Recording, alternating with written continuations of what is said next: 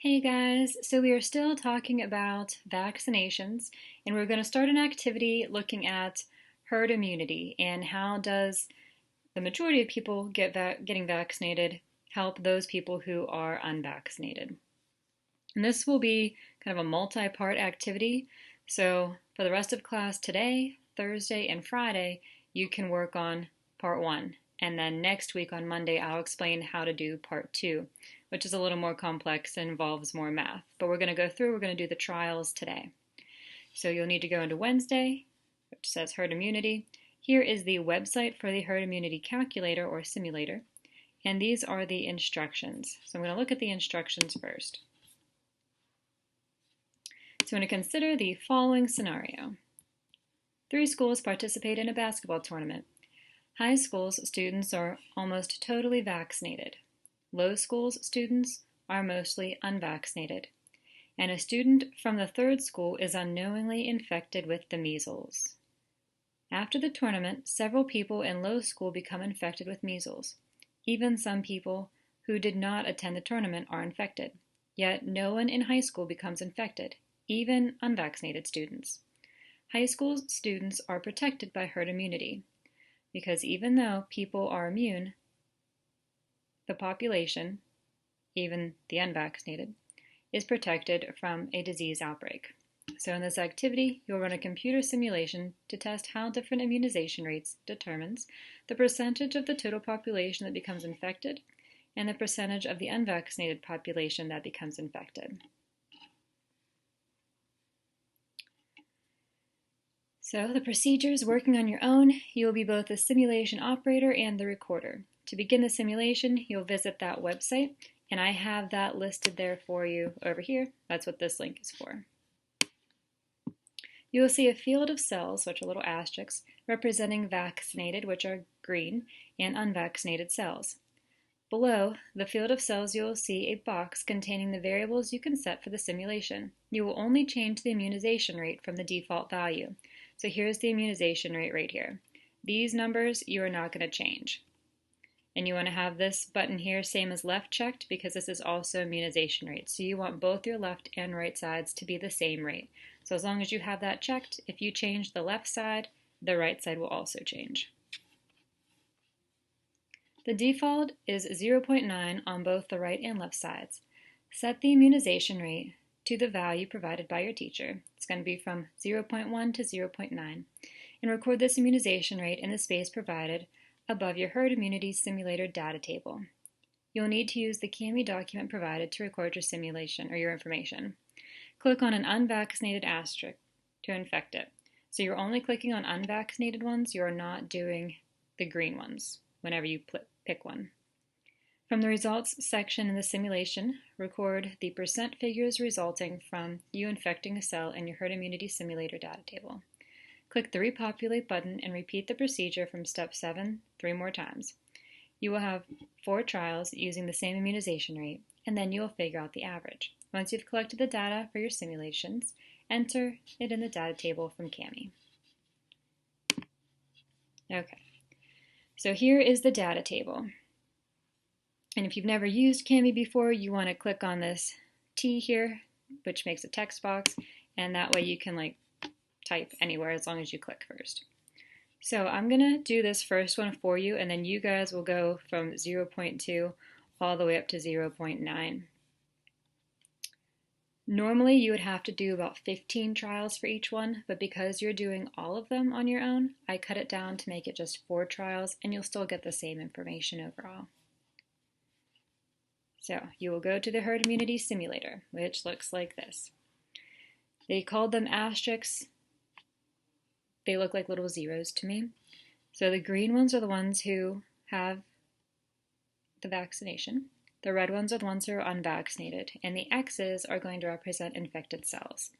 So I'll come down here, and I've already changed mine. It was originally 0.9, so everything looked like that. And that's what it'll look like whenever you click on it. I'm going to change it to 0.1. Notice that my same as left button is clicked, so this one automatically changed. I'm not touching these values down here. You can pick any red circle that you want. If I were you, I would pick red circles in different places on the board to make sure that you are getting a good idea of what happens to the whole population. So I'm going to start by picking one guy over here. In all those X's, you can see how the disease is spreading. And you'll notice that there are some green ones that are getting it too, because remember, vaccinations, while they do protect you from it, you should get a lesser case.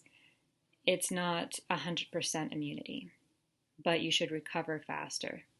At least that's the idea behind it. So then you'll come down here to the results section. And this here, percent of population, that is what you are looking at.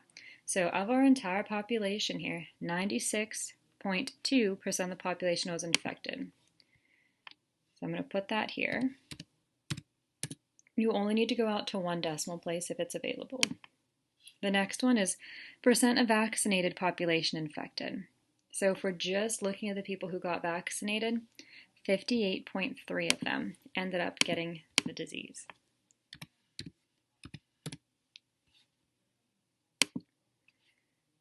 Percent of unvaccinated population was 100.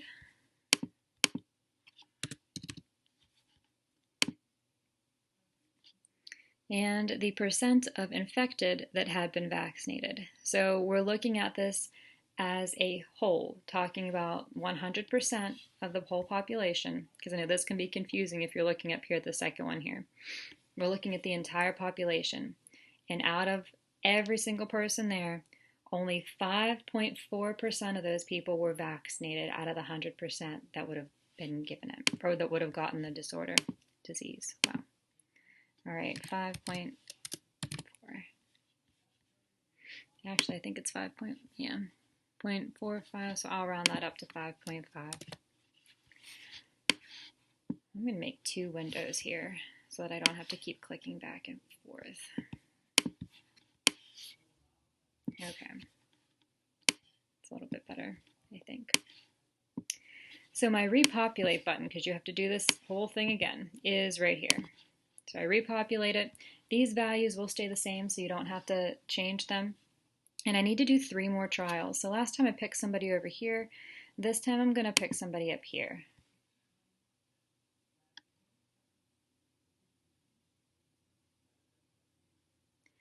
All right, so 96.3 was the population that got infected. Percent of percent of vaccinated was 56.7, so a little less. 100% of the people who were unvaccinated got it. And that brought me down to 4.9 of my total population that was infected were vaccinated. Okay, come back over here, repopulate again. I'm going to go over to this side now and I will pick one.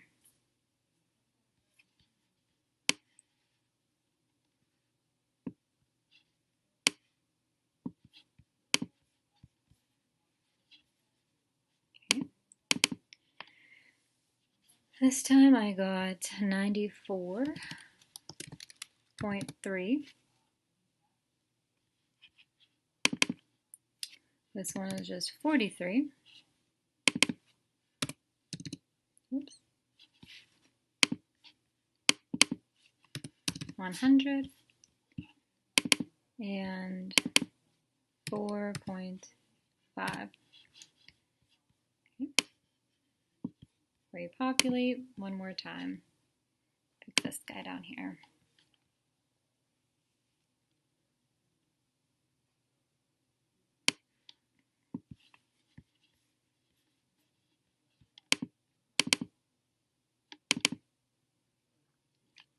$95.6, 55.1, 100, and 5.6. Okay, so now that I have run those trials there, and you can feel free to use these numbers for your 0.1 as well, instead of redoing that whole thing, you're going to need a calculator. So whether you use your phone or you can pull up a calculator, on the computer. It doesn't matter, and you're going to be picking or finding your averages. So this one's pretty easy. 100, to find an average, you add everything up and divide it by how many trials you have. So I take 100 plus 100 plus 100 plus 100, divided by 4. That should give me 100.